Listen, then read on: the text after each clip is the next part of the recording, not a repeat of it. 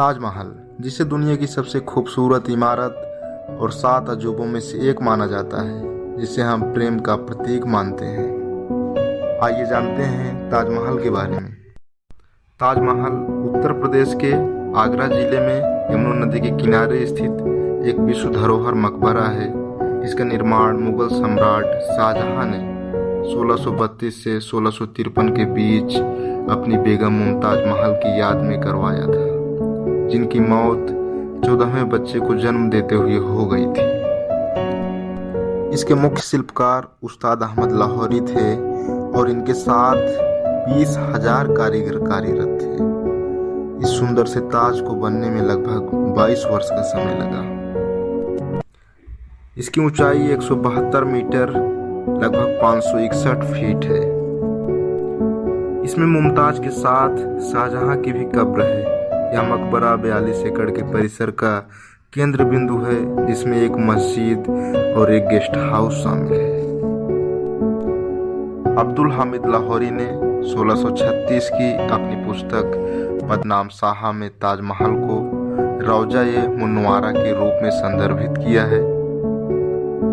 ताज का नाम मुमताज के दूसरे नाम के अपभ्रंश से आया है। ताजमहल बनाने में उस समय लगभग 3.2 करोड़ रुपए लगे, जिसकी कीमत 2020 में लगभग $1 बिलियन यानी कि लगभग 70 बिलियन रुपए होगी। 2019 की एक रिपोर्ट के अनुसार हर साल 65,32,000 से अधिक लोग दुनिया भर से इसे देखने आते हैं। 1983 में ताजमहल को यूनेस्को की विश्व धरोहर स्थल सूची में शामिल किया गया। ताजमहल को 1971 के युद्ध में और मुंबई हमले के समय बांस का घेरा बनाकर हरे रंग के कपड़े से ढक दिया गया था, ताकि दुश्मनों से इसे बचाया जा सके।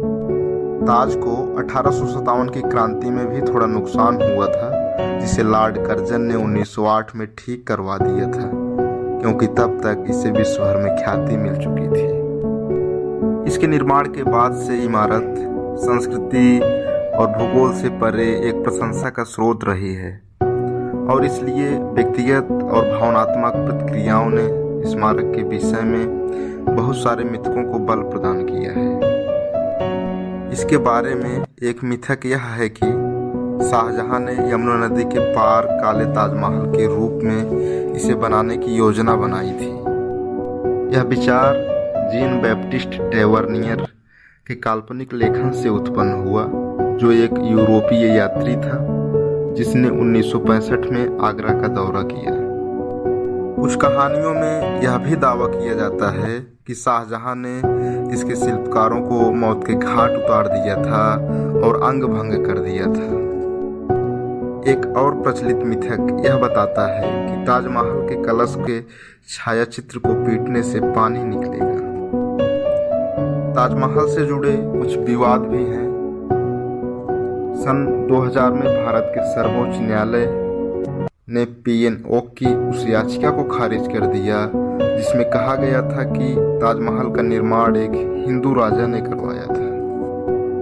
हालांकि 2005 में भी इसी तरह की एक याचिका इलाहाबाद हाई कोर्ट में भी दाखिल की गई थी, जिसे हाई कोर्ट ने खारिज कर दिया था, जिसमें कहा गया था कि ताजमहल 1196 में हिंदू राजा परमल देव द्वारा बनवाया गया था। ताजमहल के निर्माण में 28 किस्म के पत्थरों का इस्तेमाल किया गया है, जिसे बगदाद, अफगानिस्तान, तिब्बत, मिस्र, रूस, ईरान आदि देशों से मंगाया गया था। इन पत्थरों का ही कमाल है कि ताजमहल सुबह गुलाबी, दिन में सफ़ेद और पूर्णिमा की रात को सुनहरा नजर आता है। लेकिन बदलते समय के साथ ताजमहल पर भी प्रदूषण का प्रभाव पड़ रहा है।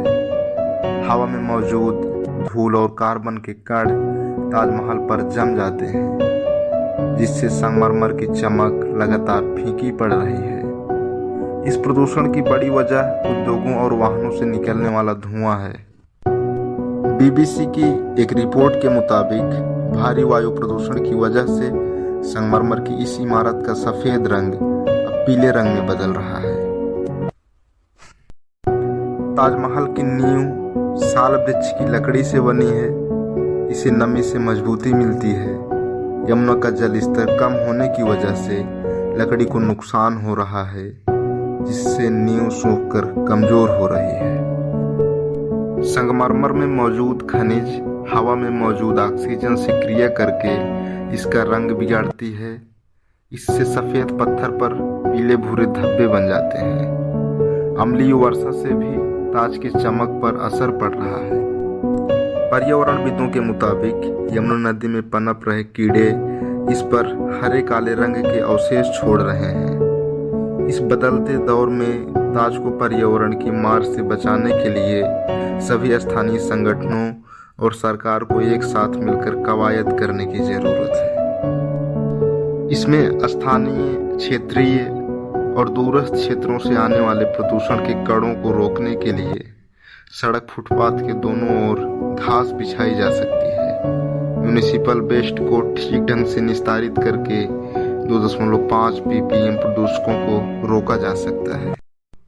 भारतीय पुरातत्व सर्वेक्षण ने ताजमहल के संरक्षण के लिए साइट प्रबंधन योजना बनाई है, जिसमें मकबरे के अंदर प्रतिकृति कब्रों और आसपास की दीवारों की वैज्ञानिक उपचार और सफाई कराई जाएगी। समाधि परिसर में शू कवर को अनिवार्य किया गया है। यमुना के किनारों की सफाई करवाई जा रही है। वैसे इन सब के अलावा हमारा भी यह कर्तव्य बनता है कि हम भी अपने पर्यावरण और ताजमहल की रक्षा करें और अपने भविष्य को अधिक सशक्त बनाएं। आप कमेंट सेक्शन में ये ज़रूर बताना कि आप ये वीडियो कहाँ से देख रहे हो और आप कभी ताजमहल देखने गए हो या नहीं। नमस्कार, जय हिंद।